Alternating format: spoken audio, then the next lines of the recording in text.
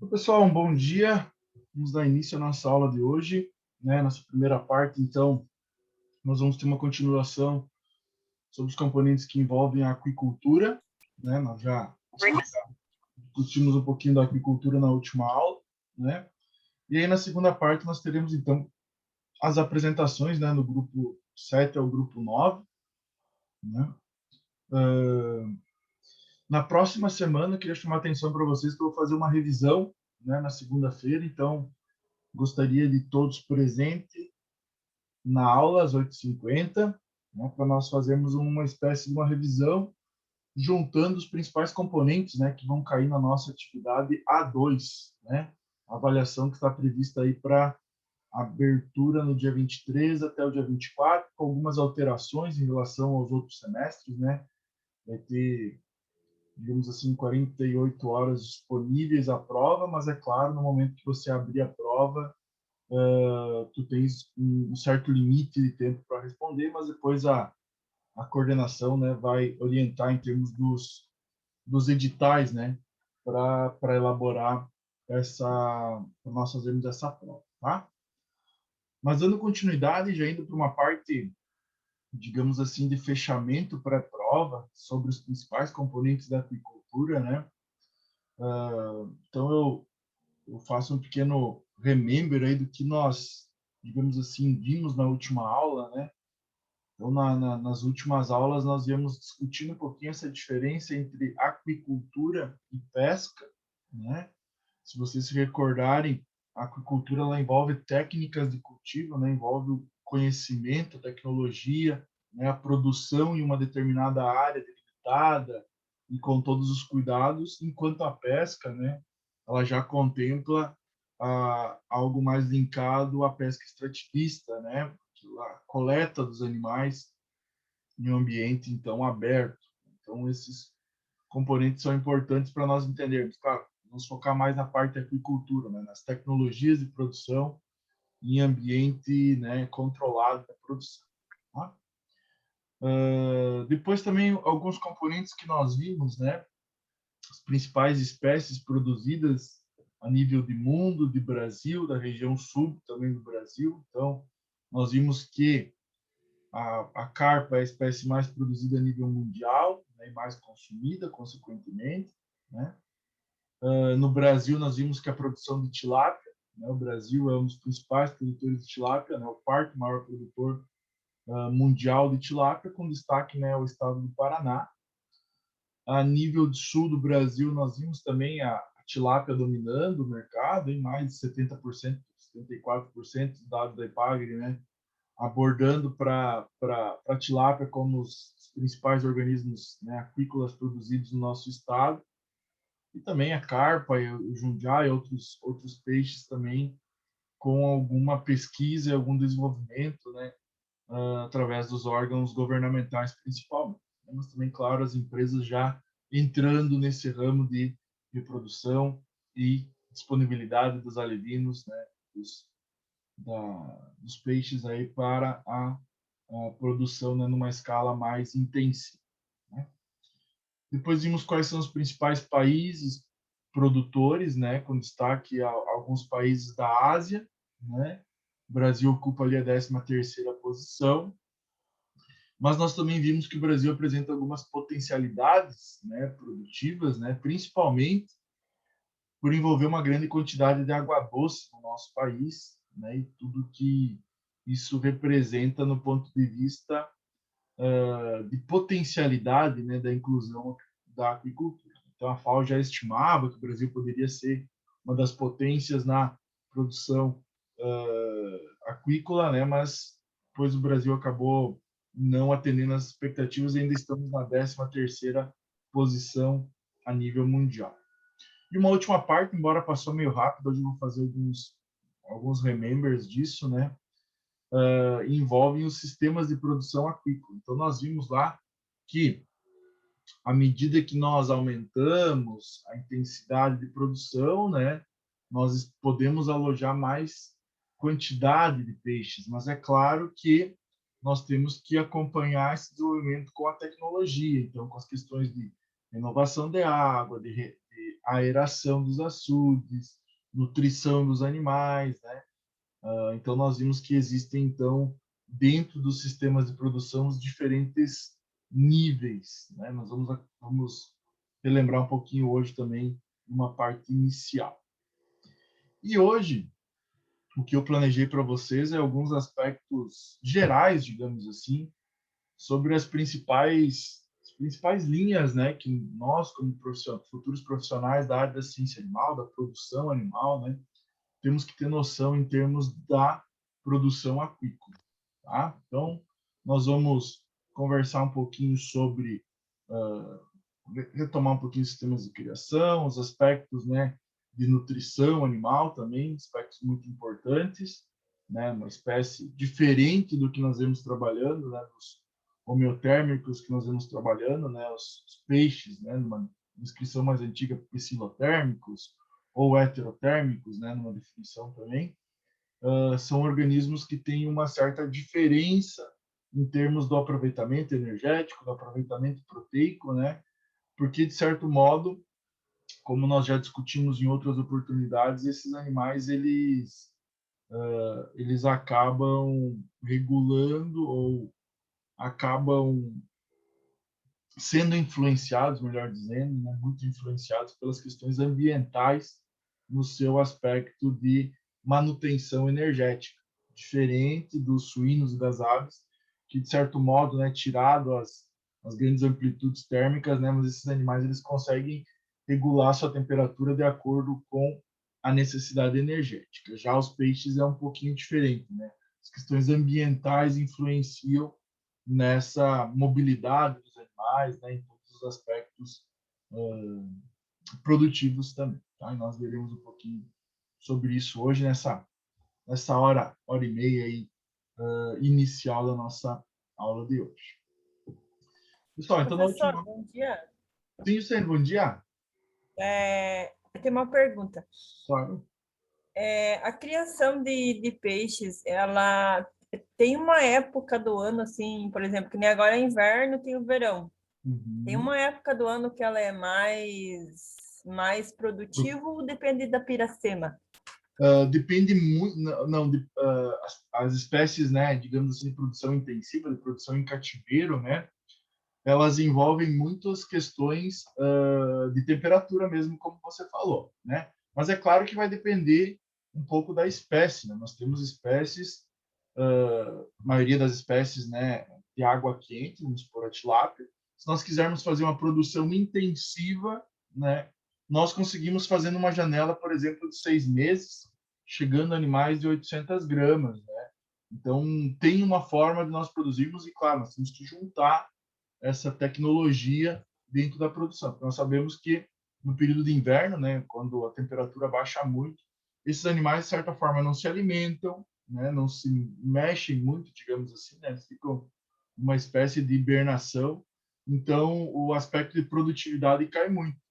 Mas também nós temos um outro grande grupo de espécies, como as trutas, os salmões, né, que em produção de cativeiro preferem águas mais frias. Então, isso vai depender muito da espécie de modo geral, né? E dentro da agricultura que envolve técnicas de cultivos, né? Aí nós precisamos adaptar essas questões produtivas, né?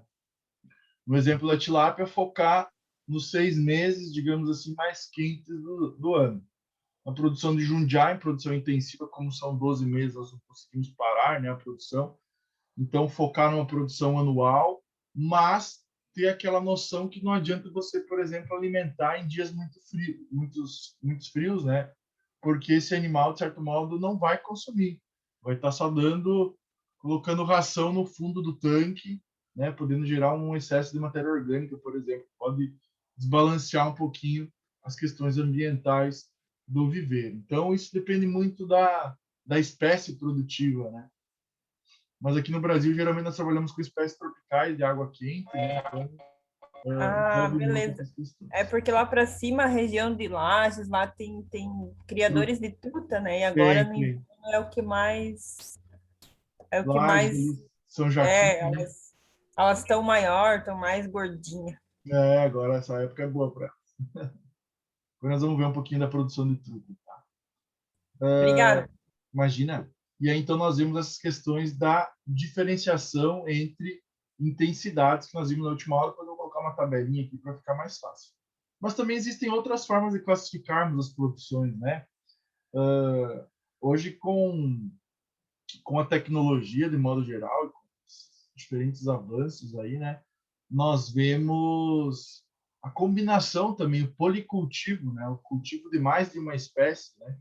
Então, nós vemos muito, por exemplo, na consorciação entre camarão e tilápia, né? Nós vemos num sistema de policultivo, né, uma combinação interespécies, né, às vezes não no mesmo viveiro, mas no mesmo estágio de produção, né, através da recirculação da água, em que estes animais, né, a tilápia, por exemplo, ela acaba utilizando, digamos assim, né, de uma forma indireta, os dejetos dos camarões, por exemplo. Como que se utiliza? Os camarões, por exemplo, excretam, né? Isso vai ao fundo, por exemplo, os micro-organismos irão agir, então a microbiota, né, do tanque, né, os zooplânctons, digamos assim, agirão também, poderão servir como fonte alimentar para alguns organismos aquáticos, mas também, né, através da degradação, vira matéria orgânica, né, e essa matéria orgânica também pode ser aproveitada pelos microalgas, que também servem de alimentação para alguns organismos aquáticos. Então, de modo geral, ocorre o sistema de policultivo de diferentes espécies, as combinações de diferentes espécies, também é comum. Da mesma forma que açudes, né, que tem espécies, de certo modo, herbívoras, né, já tem espécies carnívoras no meio também, né, às vezes escapa uma traíra também ali na produção, né, mas a produção, a consorciação de tilápia, de carpa, de outras espécies, nós vemos muito, principalmente em modelos extensivos ou semi-intensivos de produção. Então, uma outra forma que tem de classificar os modelos de produção, né, é em sistema monocultivo, ou seja, só uma espécie, ou em sistemas de produção de policultivo, né? Então, a produção de mais de uma espécie em o mesmo, digamos assim, ambiente. Tá? Mas é título de curiosidade para vocês também. E do que eu mencionei na última aula, né, eu achei que ficou meio aberto, assim, não tão específico, né, quando eu falei em extensivo, semi-intensivo. Então, eu resolvi para a aula de hoje retomar um pouquinho esses assuntos e trazer alguns exemplos, né, sobre as diferenças que existem. Então, se nós migrarmos desde uma parte extensiva, digamos assim, mais voltada a uma subsistência quase, ou uma produção sem muita tecnologia, até uma produção mais tecnológica, né? O que nós vemos é um aumento dos componentes, né? De aeração, recirculação de água, alimentação dos animais, né? Uma série de combinação que proporciona para nós, né, profissionais da produção animal, intensificar e aumentar a intensividade. Aumentar a intensividade seria o quê? Aumentar o número de animais ou o número de quilos de animais por hectare ou por metro cúbico, né? Então, nós vemos lá, desde o modelo mais simples que eu mostrei na última aula, o modelo extensivo, né? Não tem controle de predadores, não tem controle da água, de renovação, de modo geral é um reservatório de água, né? Não tem muitos cuidados quanto a isso. E os animais, né? Nós colocamos uma baixa carga animal, né? Porque, de certo modo, nós não estamos introduzindo alimentação, né? Suplementação alimentar. E esses animais vão acabar por ingerir a alimentação natural que existe ali, os zooplânctons, fitoplânctons, né? Microalgas e micro-organismos presentes, então, naquele ambiente. Então, isso aqui seria um modelo mais de subsistência, digamos assim, né? Um modelo mais extensivo. Depois, é claro, nós podemos, né, melhorar as qualidades de produção, os componentes da produção, e podemos dar um grau de intensividade nesse modelo de produção. Então, se vocês observarem aqui, nós vemos um sistema semi-intensivo, onde eu já consigo colocar uma maior densidade de animais em relação ao extensivo, é claro, mas aí eu já preciso inserir alguns componentes tecnológicos, né? Por que será que eu faço a fertilização do açude, né? Controlada, é claro, evitar também o excesso de matéria orgânica. Um pouco nós vamos ver um pouquinho sobre isso, né? Mas vamos pensando, por que eu faço a fertilização? Por que eu coloco fertilizantes orgânicos ou fertilizantes inorgânicos na produção? Já vão pensando, de certo modo, o que isso muda, né? Além disso, no sistema semi-intensivo, eu já posso introduzir, além de componentes que vão influenciar a alimentação natural, componentes, né, de alimentação suplementar, uma dieta, né, que vem para suplementar a alimentação natural desses animais, ou plânctons e fitoplânctons, tá? Microalgas e micro-organismos. Também nós já temos uma tecnologia, né, de dividir as dietas por fase e controlar um pouquinho a entrada de água, né? Então, porque a água é um aspecto de renovação, né, dos componentes da qualidade da água, dos componentes de oxigenação, né, todos esses aspectos. Com a renovação parcial da água, nós conseguimos, então, melhorar a intensividade de produção e colocar aqui 1.500 a 1.800 quilos por hectare. Tá? E aí, claro, o modelo intensivo já complementa boa parte dessas características aqui do semi-intensivo, mas aí nós já temos uma dieta balanceada, uma dieta mais intensiva de produção. Aí nós já fazemos os aspectos de biometria, de avaliar a qualidade, o peso dos animais, estimar a quantidade de animais que eu tenho e fornecer a dieta de uma forma adequada. É um modelo mais intensivo de produção, né? Utilizando dietas para cada fase, de forma adequada, bem balanceada, né? Também nesse modelo de produção nós temos uma maior troca de água, lembrando que a troca de água ela é importante, nos facilita no processo de melhoria da qualidade da água e também nos aspectos, né, que envolvem a oxigenação. Então, dentro desses modelos intensivos, né, nós já vemos uma grande quantidade de animais que nós podemos colocar por lâmina d'água, por hectare de lâmina d'água. Né? Então, aqui praticamente triplica, aí, dependendo do modelo, né, até sextuplica, digamos assim, a escala em relação ao modelo semi-intensivo. Né? Se nós observarmos aqui, conseguimos colocar 5.000 a 10.000 quilos por hectare. Claro, vai aumentar os custos de produção, mas precisa colocar na balança e ver a relação custo-benefício, né, dessa tecnologia somada à densidade de estocagem dos animais. E aí um dos pontos que a Jussene comentou agora há pouco, né, tem um modelo super intensivo, que é a truticultura, né, a produção de trutas. Né? Nós vemos muito em regiões mais frias. Né? E aqui na produção de trutas nós temos um fluxo contínuo de água. A truta, né, nós vimos no vídeo lá da Embrapa, quando falou da tilápia, também falou um pouquinho da truta, né? E a truta é um animal que precisa de água transparente, né, água corrente, um bom aspecto de qualidade da água, então é uma espécie mais exigente. Com isso, nesse modelo super intensivo, né, nós vamos ter, é claro, uma nutrição balanceada. Nós, como fizemos uma renovação constante da água, nós não podemos pensar muito em microalgas e micro-organismos, porque a renovação é direta, né?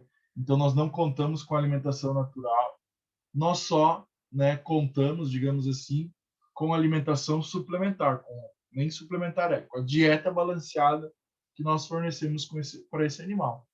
E aí, se vocês observarem aqui, ó, não é mais por hectare, né? Já é por metro cúbico. Né?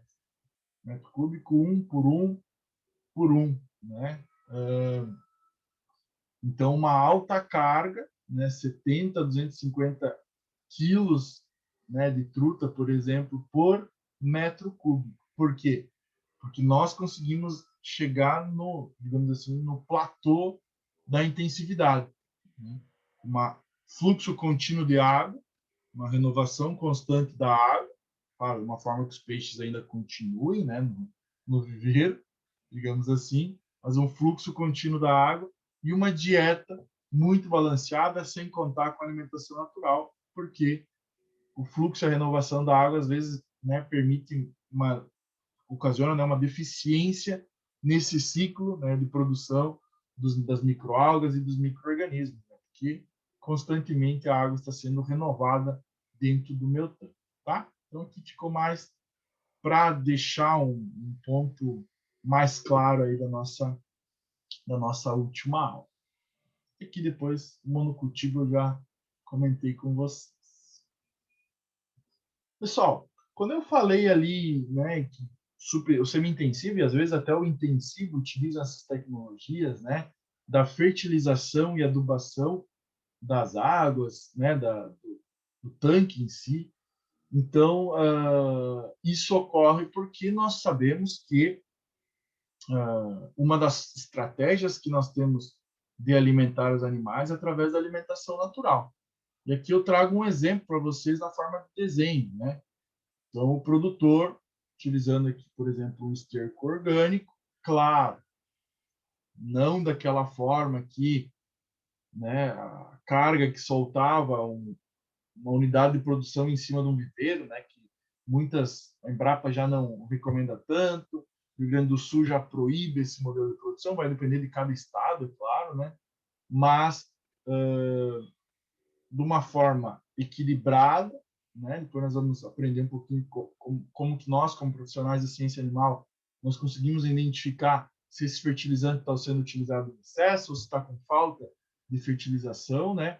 Mas pensando que, claro, parte desse fertilizante ele pode ser ingerido diretamente pelos animais, né? Tá?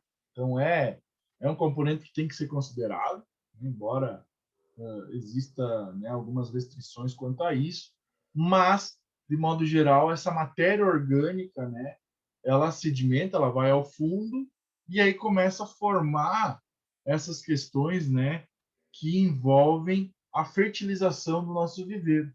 Nós sabemos que colocando matéria orgânica no primeiro momento, os micro-organismos irão degradar, liberar os nutrientes, né? E esses nutrientes serão aproveitados pelas microalgas, pelos, né, componentes vegetais, servindo como alimento para os peixes. Né? Além dos micro-organismos, as microalgas, os fitoplânctons, também servem de componente alimentar. Isso seria mais quando o viveiro já estivesse instalado, né? Mas nós também podemos fazer um controle, uma análise, nós vamos ver um pouquinho sobre análise da qualidade do solo, porque é importante, né? O professor Max, quando conversou com você sobre qualidade da água, ele falou nos aspectos, né, de pH, né, embora seja de aquário, né, aspectos importantes que correspondem a importantes itens da qualidade da água. Então, aqui, por exemplo, o proprietário fez uma análise do solo, né, que vai correlacionar com a qualidade da água, e percebeu que esse solo era ácido. Então, hoje, na produção agrícola, digamos assim, uma das potencialidades que nós podemos fazer para corrigir esse pH, deixar o pH mais intermediário, né, focado quase a um básico, dependendo da espécie de peixe, né, é adicionar o calcário. Então, o calcário é um dos mecanismos que nós utilizamos para elevar o pH do nosso ambiente de produção. Então, nós vamos ter todo um cuidado, né? Podemos ter uma fertilização pré-povoamento, né? Um cuidado com a calcariar, né? Para elevar um pouco o pH, deixar um pH mais intermediário. Mas nós também temos as inclusões, né? Pós-povoamento, por exemplo. E aí nós vamos aprender um pouquinho através, né, do disco, como que nós, como profissionais da produção animal, podemos perceber se esse açude em si está com falta, com excesso de matéria orgânica, né? Sempre cuidar com os excessos de matéria orgânica. Porque o excesso de matéria orgânica, pessoal, se nós pensarmos, ele vai afetar do ponto de vista geral, né? Se nós colocarmos muita matéria orgânica no ambiente aquático, o que vai ter? Vai ter uma maior atividade dos micro-organismos. E a boa parte desses micro-organismos também utilizam, né, o oxigênio, digamos assim, disponível como via metabólica. Então, o excesso de matéria orgânica pode prejudicar, inclusive, a oxigenação da água. Então, é um ponto também, né, que nós devemos ter um certo cuidado em termos da administração de fertilizantes orgânicos ou fertilizantes químicos, né, dentro da produção animal. Tá? Então, um pouquinho disso, né? O adubo orgânico, ele tem por objetivo reduzir a necessidade de alimentação suplementar, a ração em si, que hoje representa de 50% a 80% do custo na aquicultura intensiva, né? Então, tem por objetivo reduzir os custos de produção, porque daí eu vou ter um alimento natural para essas minhas espécies, principalmente para as espécies, né, voltadas a esse modo de dieta, né? Dieta linkada a herbívoro ou fitoplâncton ou plâncton, né? Boa parte das espécies. Mas também eu tenho que, né, ter essa noção que o esterco, o fertilizante químico orgânico, né, serão utilizados pelos micro-organismos. E um excesso de fertilizante está correlacionado a uma diminuição da oxigenação do tanque. Um pouquinho daqueles aspectos que eu mencionei, né? Por que vai diminuir as questões de oxigenação do tanque? Principalmente por um exagerado, digamos assim, desenvolvimento de micro-organismos, né? Que vão, de certa forma, influenciar naquela biota. Vão utilizar fontes de oxigênio, é claro, mas também vão produzir muitas microalgas, que utilizarão também, né, durante sua via metabólica, fontes, né, de oxigênio da água em si, né? Então, isso vai reduzir a oxigenação dos tanques. Tá? Então, um dos pontos importantes aí como cuidados básicos, né, que médico veterinário, enfim, os profissionais da produção animal têm que ter noção ao trabalharem com organismos aquáticos, nesse caso aqui, em sistemas de produção. Né? E aí aqui algumas técnicas que nós utilizamos, né, algo bem simples já de vários anos, né, que é o disco de secto. Né? Então, o que é esse disco de secto? Então, é uma prancha, digamos assim, pode ser de madeira, uma madeira que flutua, ou um componente um pouquinho mais de outros materiais, né, também, que flutue não, desculpa, que emerge, né, que entre na água, né? Então tem 20 centímetros, aqui eu tenho uma fita métrica, né? E eu acompanho, através dos aspectos visuais, qual é a profundidade que eu consigo enxergar esse disco, né? Então aqui nós vemos alguns exemplos, ó. Uma água, digamos assim, muito tratada, uma grande recirculação da água, eu consigo adentrar o meu disco por mais numa maior escala, né? E águas, digamos assim, turvas, com matéria orgânica, né? Eu já o disco entra na água e logo, digamos assim, eu já não consigo mais ver o disco. Então, são ferramentas simples, né?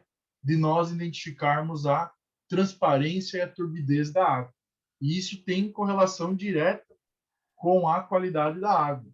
Tá? Nós vamos ver isso aqui nos aspectos práticos, tá? Então, esse monitoramento aqui da turbidez, da qualidade da água, ele é realizado, né?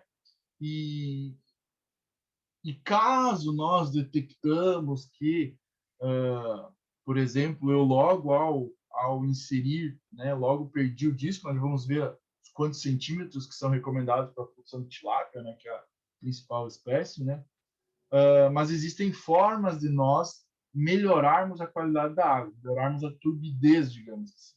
Né? As principais delas são nós utilizarmos os aeradores ou uma outra forma de aerar o nosso tanque, de colocar oxigênio no nosso tanque, que é através da renovação da água. Então, essa, de modo geral, são as duas formas, né, que nós conseguimos melhorar a turbidez e o aspecto visual da qualidade da água. Tá? E por que muitas vezes a água está turva, que eu entro, talvez coloque o disco, passado 10 centímetros, já não enxergo, né? Então, esses fatores que levam a isso são principalmente o produtor não adequou aquela quantidade que nós vimos ali nos diferentes sistemas, né? Da 5 a 10 mil quilos em produção intensiva. Às vezes o produtor colocou uma menor quantidade, desculpa, de peixe. O que vai acontecer? Vai sobrar matéria orgânica. Ou se colocou uma maior quantidade de peixe em relação ao viveiro, muitas vezes pode ele colocar o disco e o disco ir 1 metro e ele está observando o disco. Por quê? Porque falta essa alimentação natural. Falta essa matéria orgânica que serve como alimento para os peixes, né? Então, essa turbidez, essa alteração na turbidez na qualidade da água, ela é influenciada pela quantidade de peixes e, claro, relacionada com a quantidade de matéria orgânica, das microalgas e dos micro-organismos que estão se desenvolvendo, né? Às vezes, pode ser uma questão de pH da água, que o peixe está suportando, mas, de certo modo, o alimento natural dele está deficitário em termos de produção. Por quê? Porque a água talvez não está adequada para essa ação do fitoplâncton, do zooplâncton, né, na quebra desses nutrientes.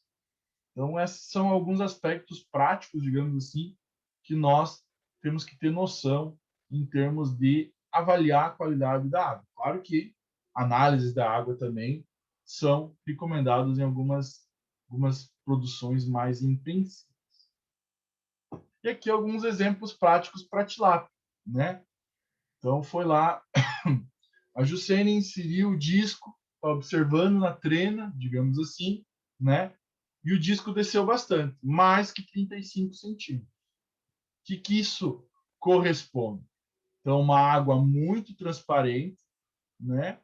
E falta fertilizante, falta matéria orgânica nesse meu tanque, certo? Então, produção, digamos assim, os micro-organismos e as microalgas, né, os plânctons, fitoplânctons ou plânctons, né, estão sendo influenciados por uma falta de matéria orgânica, que vai ocasionar uma redução na alimentação natural desses animais. Curto prazo, vou ter que suplementar, né, se eu quiser manter os índices zootécnicos, ou melhor que isso, fertilizar o viveiro. Aí, fertilização, tá? Com cuidado, fertilização orgânica ou fertilização utilizando adubo mesmo, ureia, componentes, né, nitrogenados principalmente, para fornecer, então, esses nutrientes para o nosso sistema. Tá? E aqui uma medida média para a tilápia, né? Então, entre 25 e 35 centímetros seria uma descida de disco ideal, né? A água levemente esverdeada, a produção está adequada dos plânctons ou plâncton e fitoplâncton, né? E o viveiro apresenta boas condições, sem a necessidade de manejo, digamos assim, através da fertilização dos nossos viveiros. Tá? E se a Jucene colocou o disco, né, de sec, e passado 20 centímetros, observou, né, que não consegue enxergar mais o disco. Né? Então, a água está com excesso de matéria orgânica. Água muito verde, alta produção dos plânctons, né, alta quantidade de matéria orgânica, cessar a fertilização e, né, monitorar, cuidar para que né, tenha uma volta, né, nesses índices aqui ideais. Podemos fazer o que mais? Aumentar a circulação da água, ligar os aeradores, se for o caso, se tiver, né, para que dê uma mexida, então, em termos de qualidade da água, para nós voltarmos, então, num aspecto mais normal, digamos assim, de visualização. Claro que isso é uma visualização, digamos, mais do dia a dia, né, o disco D7. Né? Claro que análise de solo, nesse caso, ou nesse caso, análise de água, né, são componentes também mais técnicos, né, que são utilizados principalmente em sistemas mais intensivos de produção. E aí aqui eu trago alguns manuais de fertilização, de produção, de certo modo, da agricultura, né? Então, trazendo para vocês aqui alguns exemplos do que nós podemos utilizar para fertilizar os nossos viveiros, nossos açudes, né? Então, o pessoal utiliza muitos fertilizantes orgânicos, né? Dejetos de aves, de suínos, às vezes até de bovinos, claro, num nível adequado, claro, de certo modo espalhado pelo viveiro, não concentrado em alguns pontos, né? Deu que minha internet está instável, deixa eu só dar um minutinho. Aí, voltou. E alguns até utilizam fertilizantes orgânicos através de farelos de cereais, né? Que de certo modo servirão como alimentação para os animais, mas também boa parte dele, por estar no farelado, digamos assim, vão ao fundo do viveiro, né? E serve como matéria orgânica para os micro-organismos e as microalgas. Então, existem alguns protocolos, e nesse manual ele menciona, né, de uma combinação entre farelo de arroz e ureia, por exemplo. Né? A ureia é um fertilizante inorgânico, fertilizante químico. Né? A ureia ela é rica em nitrogênio, né? E esse nitrogênio é um dos principais elementos químicos responsável pela produção vegetal, até fora de viveiros, né? Nós somos em milho, né? As leguminosas, de certo modo, já fixam esse nitrogênio atmosférico, né? Mas também se utiliza algumas quantidades para como forma de aumentar a produção vegetal, né? E dentro dos nossos viveiros, uma das estratégias que nós podemos utilizar também é a utilização de fertilizantes químicos, né? Nomeadamente aí com o uso da ureia também, como uma forma, uma estratégia de aumentarmos a alimentação natural e reduzirmos o custo com a alimentação suplementar. Tá? Alguma dúvida até aqui, meus queridos? Eu já ativei o modo Eminem, né, para dar tempo aí de finalizar. Peço imensa desculpa, tá? Hoje temos poucas perguntas. Né? Sim? Prof, essa análise do solo que tu comentou ali é uma análise do solo comum, né? Que a gente faz em solo normal, assim. Isso, pré-povoamento, né, Juscelino?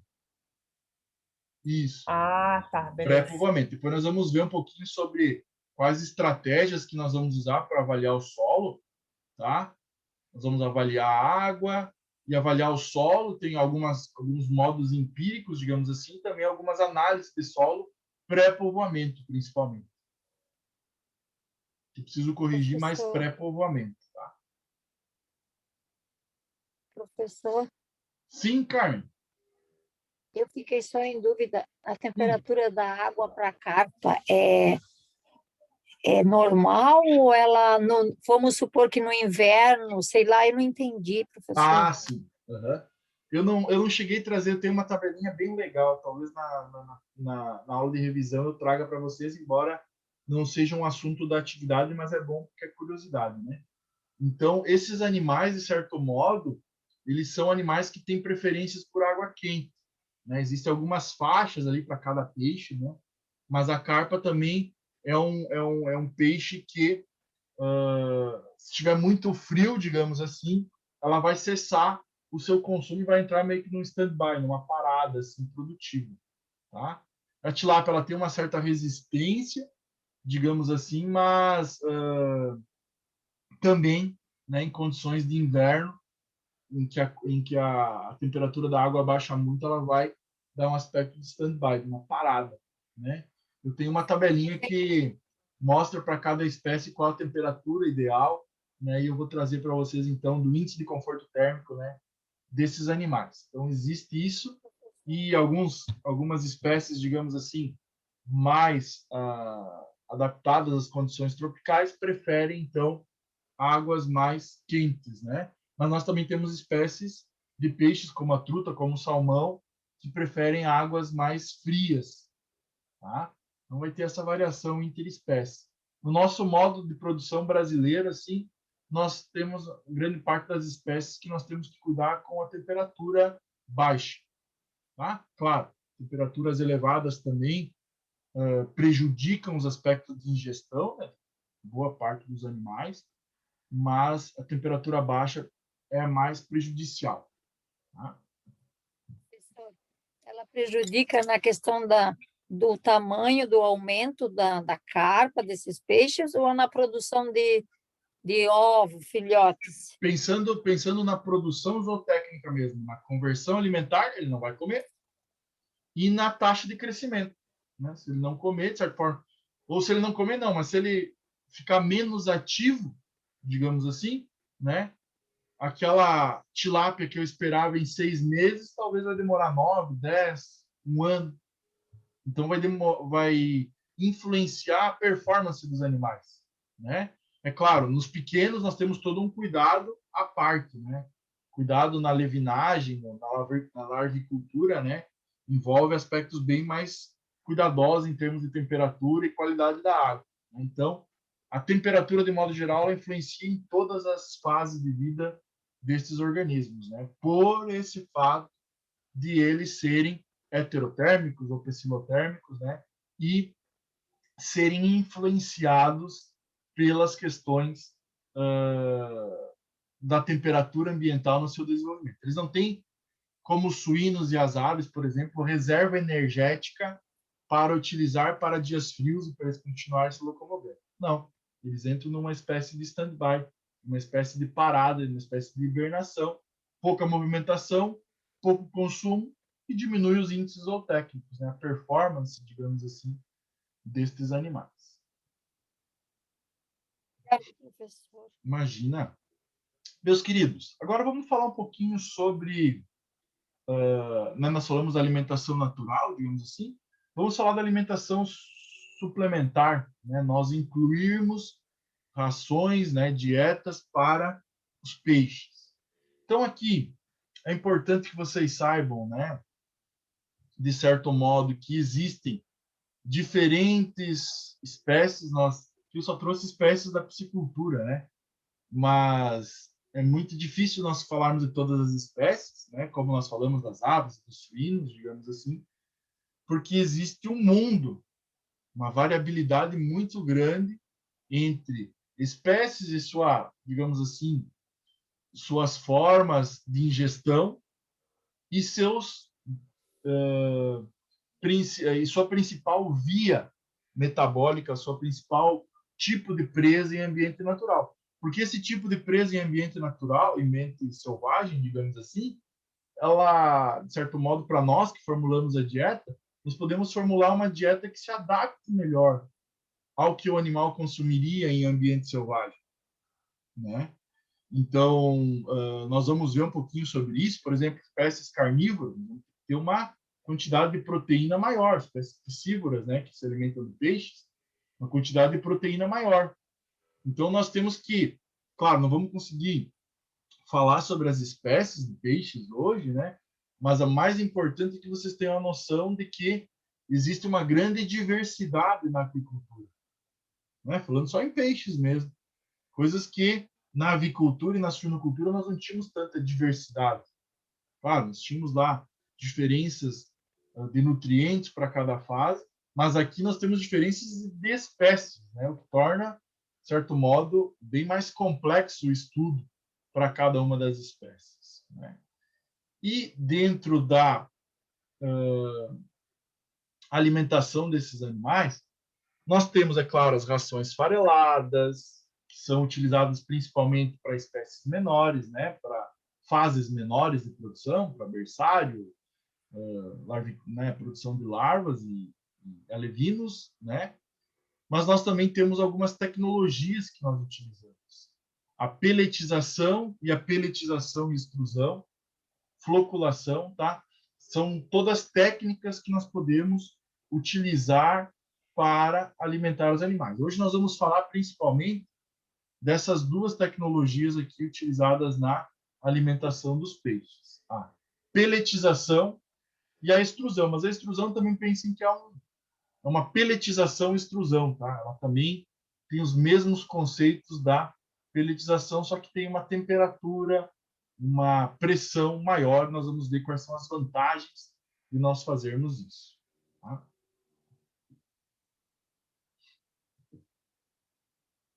Pessoal, pensem que, né, os peixes são heterotérmicos, né? Então regulam sua temperatura de acordo com, tem sua atividade de acordo com influenciada pela temperatura ambiental, digamos assim, não guardam, não tem reserva energética neles, né? Então por isso que em algumas fases esses animais entram numa espécie de stand-by, numa espécie de hibernação, se tiver uma água muito fria, né?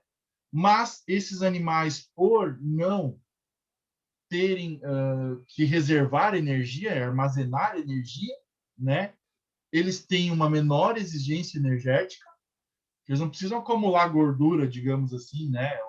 Não é que nem as aves e suínos que acumulam gordura, né? Nos mais diferentes tecidos, digamos assim, né?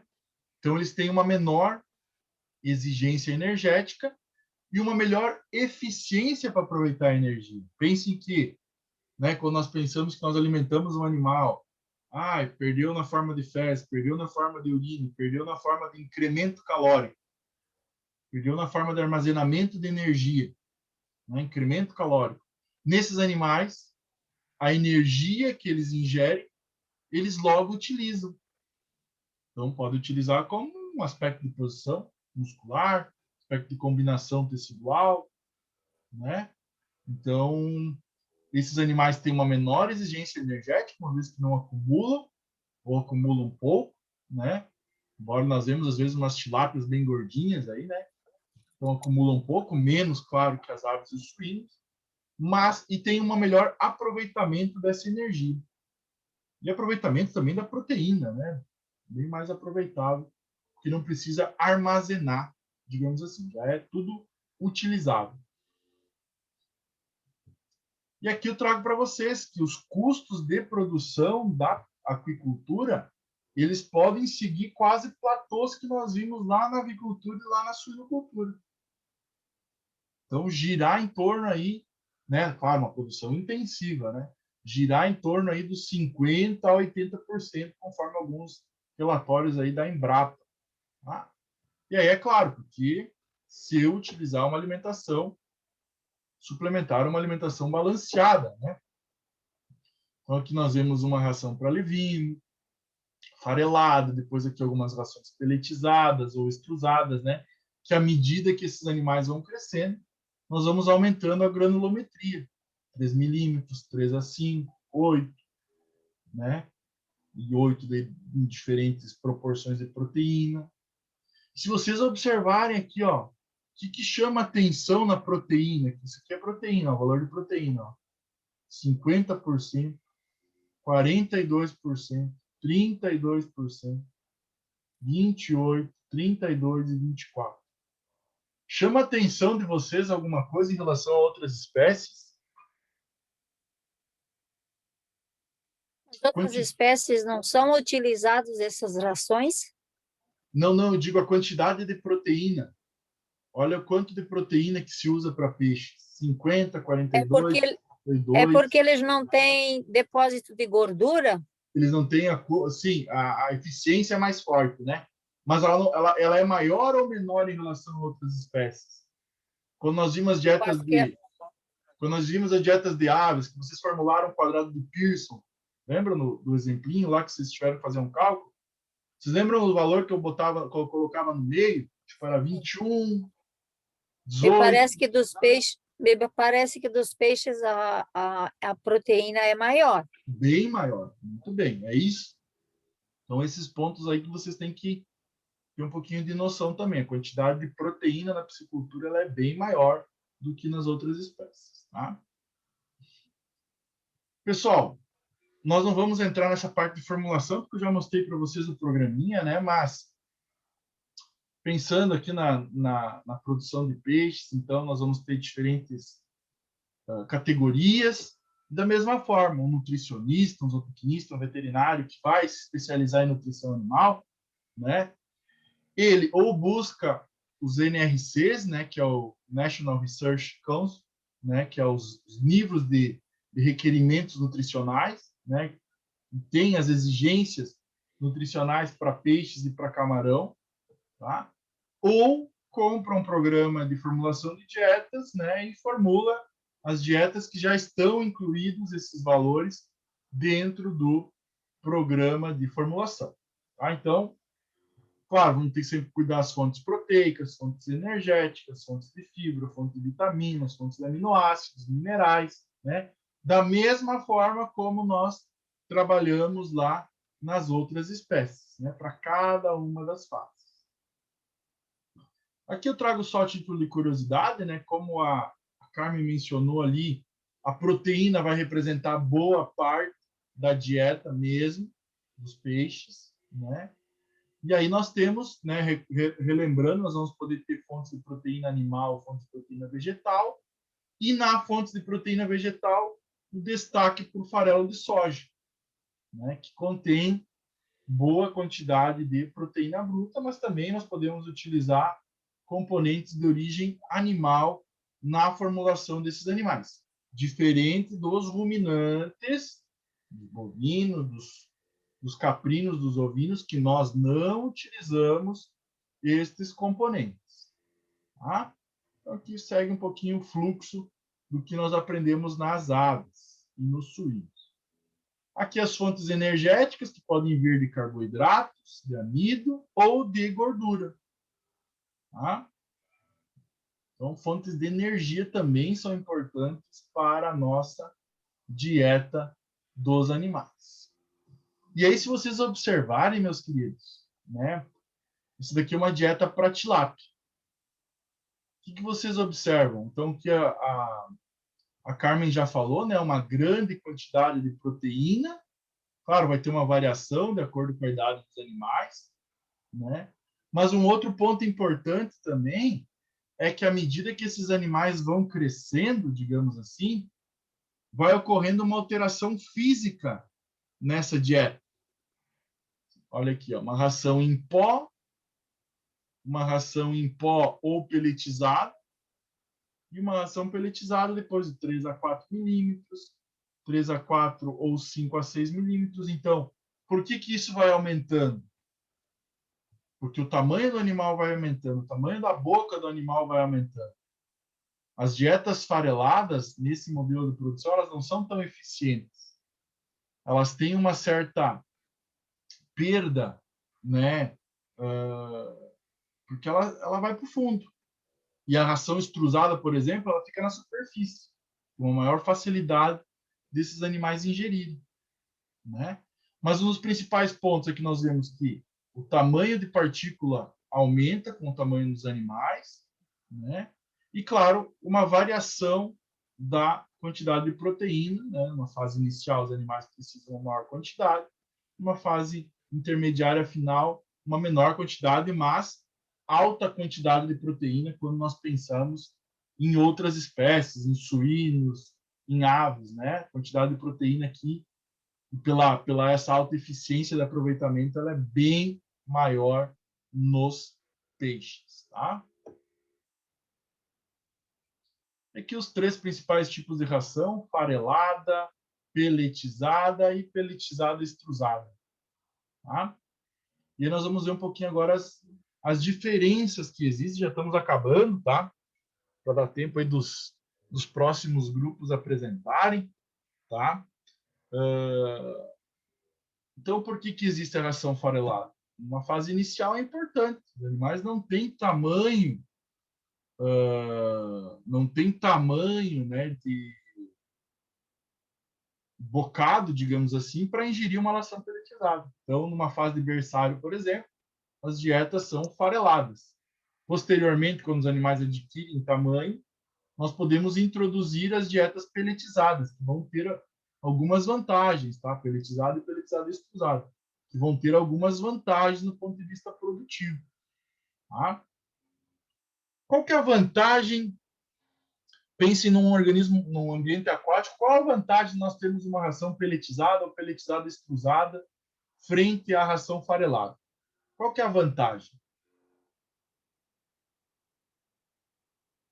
Qual que é a vantagem de nós termos... Ela Não se perde menos, dissolver na água? ela perde menos propriedades? Ela perde menos nutrientes.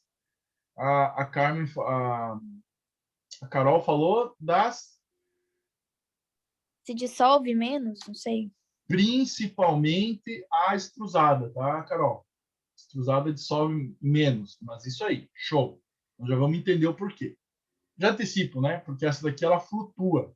E a pelletizada ela flutua por pouco tempo, ela logo cai, né? E a pelletizada extrusada ela flutua e claro, se os animais não ingerirem, ela vai acabar caindo com o tempo, né? Vai acabar sedimentando, acabar indo para o fundo do tanque, né?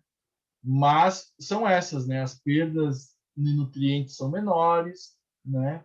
E aí tem algumas tecnologias também importantes, como vocês mencionaram. Tá? Mas nós vamos ver isso bem certinho. Qual que é a diferença das duas? Né? Que a foto não está muito bem extrusada, né? A extrusada é muito similar a essa, né? Só tem um tratamento, né, térmico diferente. Então a pelletização de modo geral, ela reduz as perdas de nutrientes, né? Mas a extrusão, nós vamos comparar com as duas, tá? A dieta em si, ela é submetida, né, uma dieta úmida, com 20 a 25% de umidade, a uma alta pressão e uma alta temperatura, tá? Durante a formação, digamos assim, dos pellets. Tá? E esses fatores aqui trazem como resultado uma redução das perdas de nutrientes na água, então fica mais protegido, digamos assim, o pellet, tá?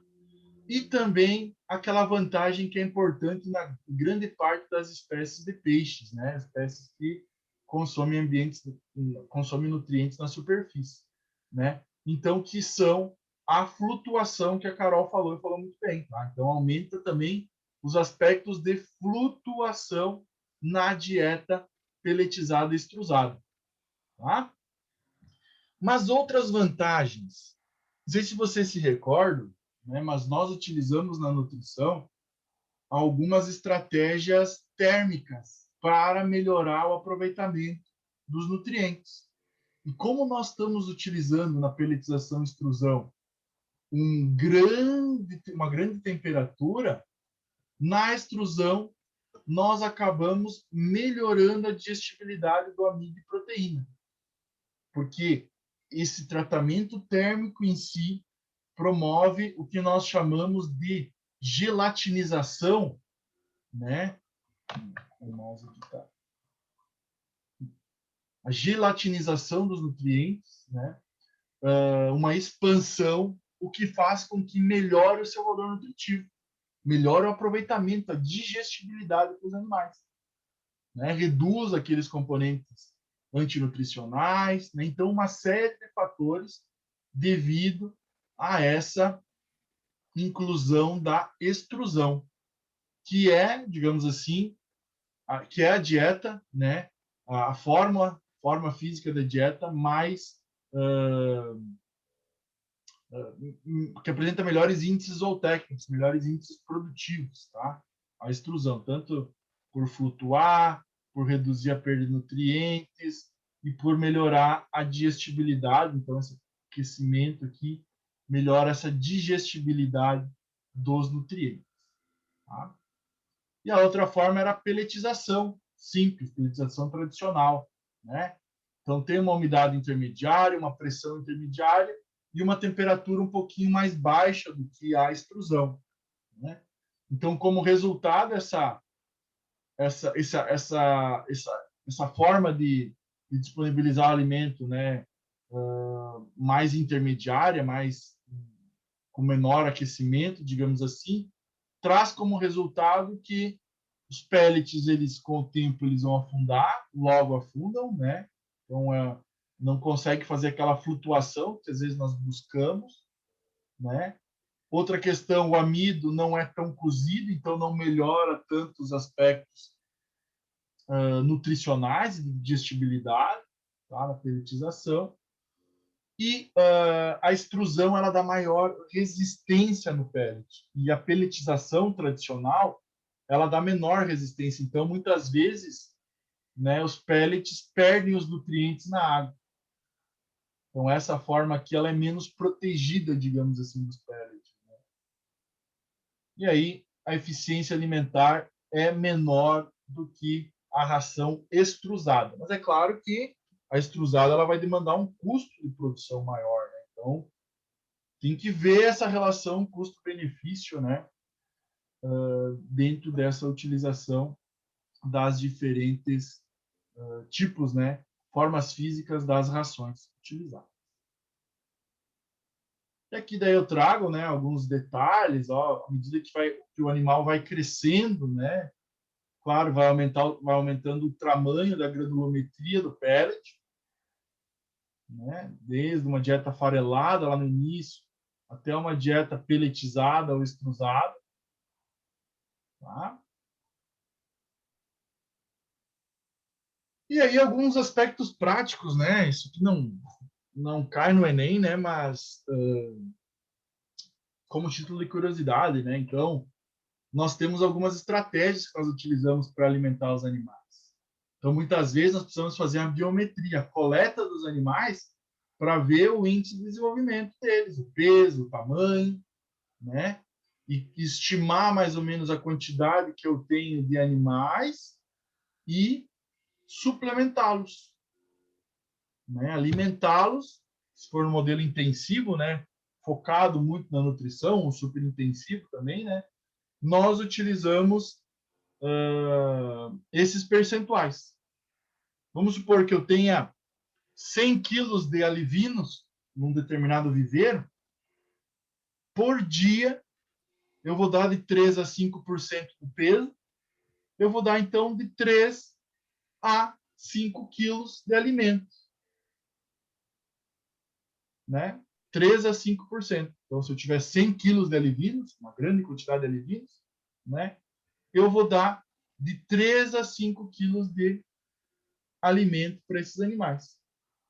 Quando eles estão adultos, eles reduzem a proporção de alimento por quilo de peso vivo. Então, se eu tiver, num exemplo, animais adultos, né, 100 quilos de animais adultos em um determinado viveiro, eu vou dar de 1 a 2 quilos de ração. Então, uma das formas de nós controlarmos a ingestão diariamente, tá? E esse, então, é um ponto que nós, às vezes, cuidamos aí para não desperdiçar a ração. E aqui eu trouxe também outros trabalhos, outras recomendações técnicas, né? Então, na fase de alivinagem, 5% de ração, um outro trabalho, tá? Na fase de recria, 3% de ração.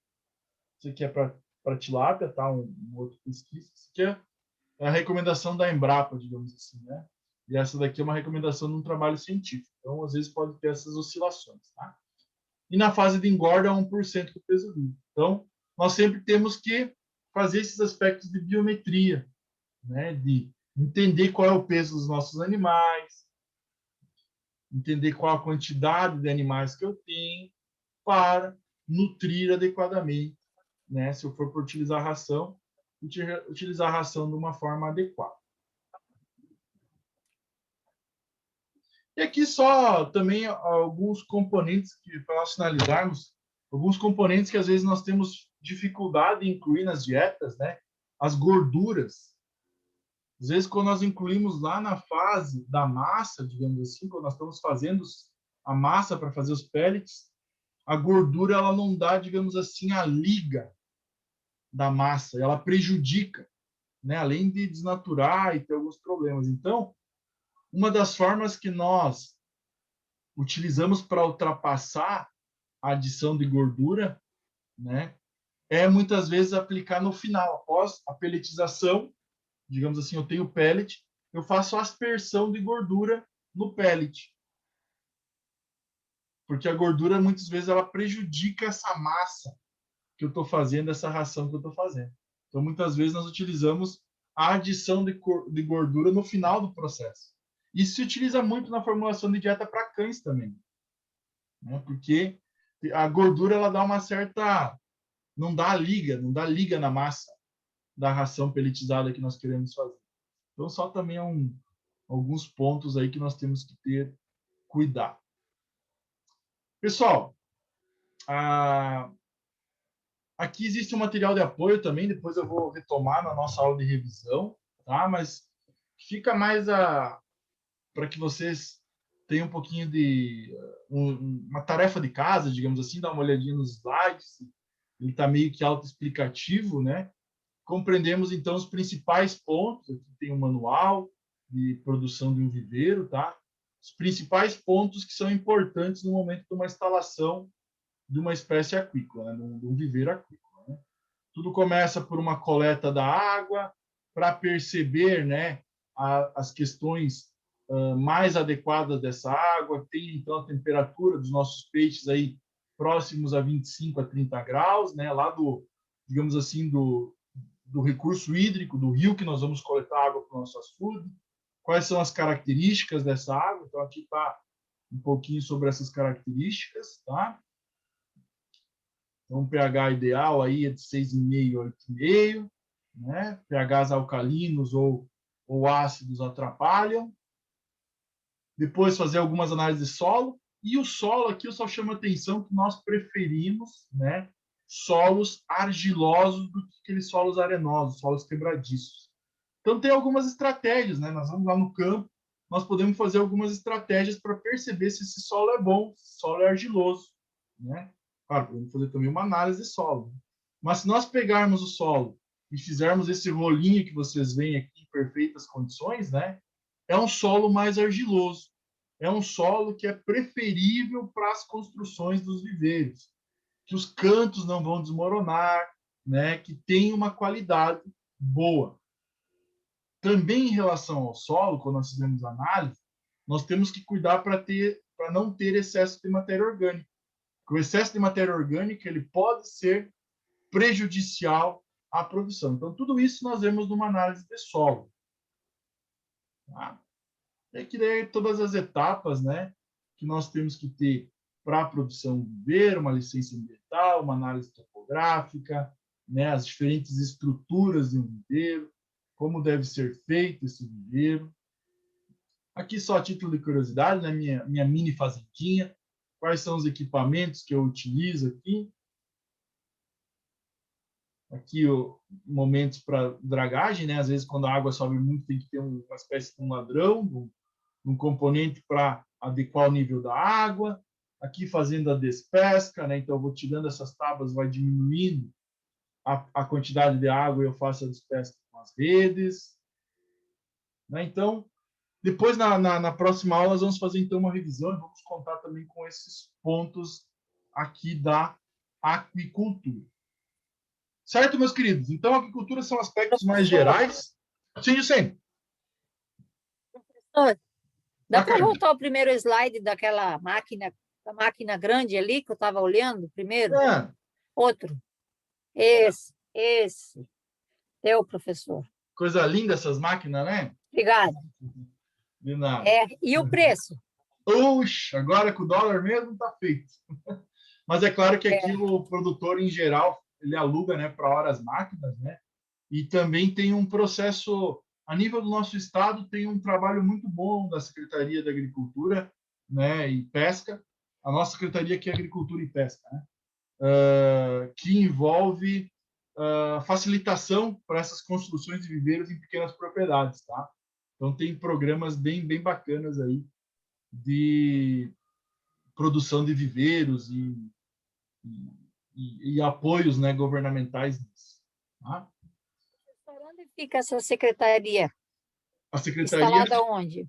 Ela fica em Florianópolis, né? Hoje ela é coordenada por um conhecido meu que é o secretário da Agricultura, né? E esses programas, na verdade, podem ser vistos até na própria Secretaria Municipal, né? Secretarias municipais também elas dão esse suporte, né? Dentro dessa questão de construção de pequenos açudes, principalmente para pequenas propriedades, né? Então, tem esses programas específicos aí. Professor, na realidade, se eu quiser montar toda essa estrutura, eu tenho que consultar esse pessoal de Florianópolis. Não, não, não. Tu pode ir na Epagre, né? Na Epagre, que é nosso órgão estadual de extensionismo e pesquisa, né? É aqui também? Isso, na É Epagre aqui, local. tem em todas as cidades? Todas as cidades têm. Eu tomo como exemplo a minha cidade, né? Minha cidade tem 10 mil habitantes e tem um componente da Epagre dentro da prefeitura, até junto com a prefeitura, né? Às vezes. Mas aí em Joinville, por exemplo, né? Para quem está de Joinville, tem a estação da Epagre, talvez fora da prefeitura, né? Então tem que buscar esses órgãos e também a secretaria, né? Secretaria da Agricultura do município, que às vezes tem programas municipais, né, de incentivos ao pequeno produtor. Então, Ô, professor, Sim, Juscelino. aqui em Garuva tem, para quem quer fazer esses açudes, esses tanques, vai na prefeitura, na Secretaria de Meio Ambiente, aí tem um programa chamado Porteira Dentro, que daí você se cadastra nesse programa, eles vêm analisar o teu local, aonde você está pretendendo fazer, né? Aí eles dão todo o suporte, desde a análise do solo até a etapa final, que é dos... Ali eles dão praticamente pronto, eles dão até os alevinos já. Olha que show. Eu também vejo muito isso dos alevinos, as doações de alevinos nas prefeituras, né?